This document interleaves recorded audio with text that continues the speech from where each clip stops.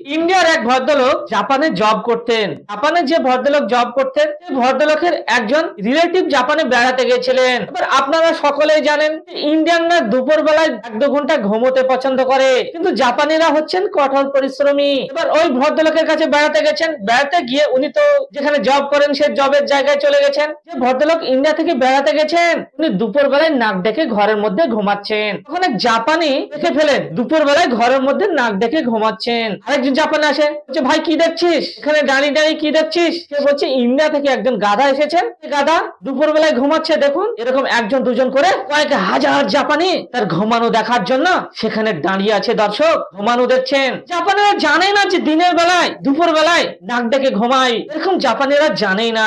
দর্শক আপনারা সকলেই জানেন হিরোশিমা নাগাসাকি শহর, একসময় হিরোশিমা নাগাসাকি শহর আমেরিকার নেতৃত্বে আমেরিকার সেনাবাহিনী পরমাণু বোম ফেলে পুরো শহর দুটিকে ধ্বংস করে দেয়। তারপরেও কেন জাপানি বিজনেসে ফার্স্ট পজিশনে আছে? তারপরেও কেন জাপানিরা এত ধনী? দর্শক কারণ জাপানিরা এক্সপোর্ট ইম্পোর্টের ব্যবসা করে।